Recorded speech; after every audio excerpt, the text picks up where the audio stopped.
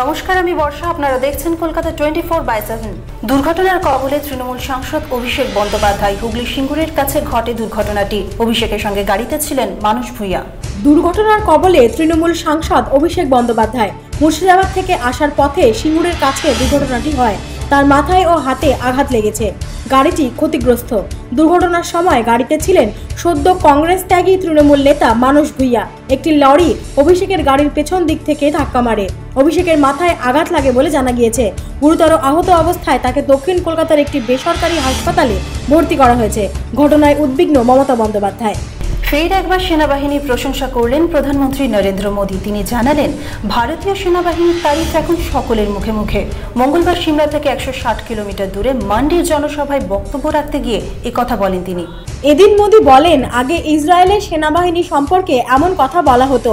এখন সবাই জানে ভারতীয় সেনাবাহিনীও অনেক কিছু করতে পারে, তারাও কোনো অংশে কম নয়। পাশাপাশি হিমাচল প্রদেশের মানুষের সাহসিকতার প্রশংসাও করেন তিনি, কারণ এ রাজ্যের প্রায় প্রত্যেক ঘরেই রয়েছে একজন করে জওয়ান।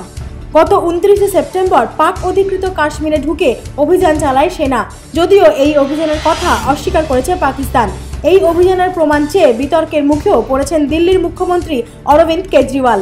তিনি বলেন, মোদী সরকারের উচিত সার্জিক্যাল স্ট্রাইকের প্রমাণ দেওয়া। অন্যদিকে এই অভিযানের সব ক্রেডিট নরেন্দ্র মোদীকেই দিয়েছেন প্রতিরক্ষা মন্ত্রী মনোহর পারিক্কর। আরও শক্তিশালী হলো ভারতীয় প্রতিরক্ষা বাহিনী। নৌবাহিনীতে যুক্ত হলো আইএনএস আরিহান্ট। এটি দেশে তৈরি প্রথম সাবমেরিন। বিশ্বের মাত্র কয়েকটি দেশ আছে যারা মাটি, জল ও আকাশ থেকে পারমাণবিক অস্ত্র নিক্ষেপ করতে পারে। এবার সেই তালিকায় ঢুকে পড়ল ভারত, কারণ ভারতীয় নৌবাহিনীতে যুক্ত হলো আইএনএস আরিহান্ট। এটি ভারতের প্রথম দেশে তৈরি সাবমেরিন। কোনো দেশ থেকে পারমাণবিক অস্ত্র ছোড়া হলে তার প্রত্যুত্তর দিতে সক্ষম এই রণতরী। আরও দুটি নিউক্লিয়ার সাবমেরিনও তৈরি হচ্ছে ভারতে। অ্যাডভান্স টেকনোলজি ভেসেল প্রোগ্রামের আওতায় তৈরি করা হচ্ছে এই সব রণতরী। 2009 সালে এই উদ্যোগ নেন তৎকালীন প্রধানমন্ত্রী মনমোহন সিং। দ্বিতীয় রণতরীটি তৈরি হবে 2018 সালে। ভারত ছাড়া আর 5টি দেশে তৈরি হবে এই পরমাণু অস্ত্র সম্পন্ন সাবমেরিন। দেশগুলি হল আমেরিকা, ব্রিটেন, ফ্রান্স, রাশিয়া ও চীন। গভীর রাতে পরপর দুবার সংঘর্ষ বিরতি লঙ্ঘন করে গুলি চালালো পাক সেনা। সোমবার কাশ্মীরের রাজৌরি এবং নৌশেরায় গুলি চালায় তারা। সারা রাত ধরে চলে গোলাবর্ষণ। সেনা সূত্রে খবর, সোমবার রাত 8:30 থেকে রাজৌরি ও নৌশেরা সেক্টরে গুলি চালানো শুরু করে পাকিস্তান। গোলাগুলি চলে প্রায় রাত 1:30 পর্যন্ত। এরপর আবার দফায় দফায় গোলাবর্ষণ শুরু করে পাকিস্তান। শুধু তাই নয়, সোমবার রাতে নৌসেনা সেক্টর লক্ষ্য করে 82 mm এর মর্টারও পাকিস্তান থেকে ছোড়া হয় বলে জানা গিয়েছে। লাগাতার গুলি এবং মর্টার ছোড়ার ঘটনায় আতঙ্ক ছড়িয়েছে। নৌসেনা সেক্টরে টহলদারি আরও বাড়ানো হয়েছে বলে জানিয়েছে সেনা। রবিবার রাতে পাক সেনাবাহিনীর সঙ্গে গোলাগুলির জেরে প্রাণ হারান সুধীশ কুমার নামে এক জওয়ান। রবিবার রাতে রাজৌরির সেনা ছাউনি লক্ষ্য করে পাকিস্তানি সেনা গুলি চালানো শুরু করলে ভারতও তার পাল্টা জবাব দেয়, কিন্তু আচমকাই বছর 24-এর সুধীশের গায়ে গুলি লাগে এবং ঘটনাস্থলেই ওই সেনা জওয়ান নিহত হন। প্রতি মুহূর্তেই বদলে যাচ্ছে আপনার চারপাশের সবকিছু। বদল আসছে প্রযুক্তিতেও। তাহলে গাড়ি বা বাইকেই বা পরিবর্তন আসবে না কেন? এমনই লক্ষ্যে রাস্তা কাঁপাতে আসছে ফিউচার জেনারেশন স্কুটার আইরোড।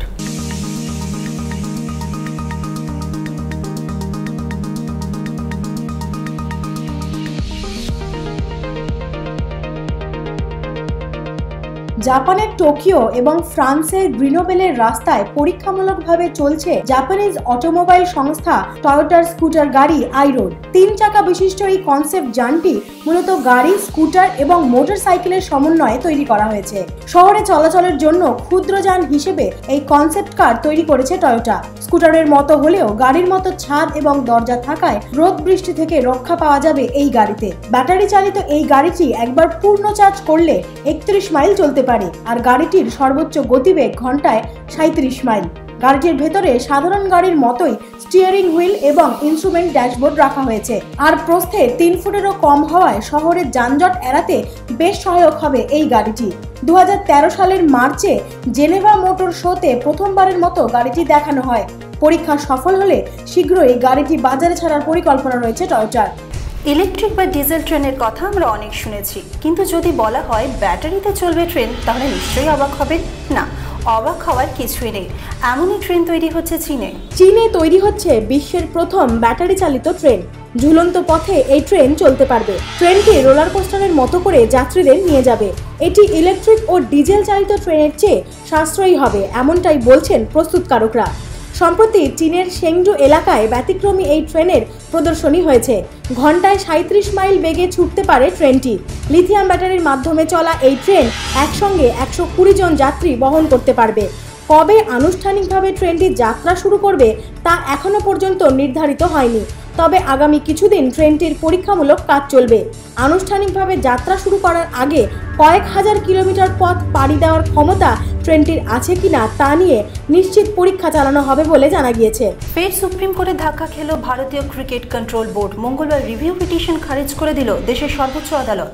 লোধা কমিশনের সুপারিশ মেনে 18 জুলাই ভারতীয় ক্রিকেটের আমূল সংস্কারের রায় দিয়েছে সুপ্রিম কোর্ট, কিন্তু তার রিভিউ চেয়ে সর্বোচ্চ আদালতে আবেদন করেছিল বিসিসিআই। মঙ্গলবার বোর্ডের এই আবেদন খারিজ করে দিল সুপ্রিম কোর্ট।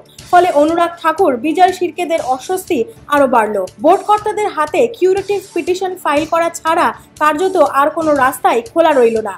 সোমবার বোর্ডের আইনজীবী কপিল সিব্বল আদালতে স্থগিতাদেশ আদায় করতে সক্ষম হলেও মঙ্গলবার সুপ্রিম রায়ে ফের ব্যাকফুটে চলে গেলেন বোর্ড কর্তারা।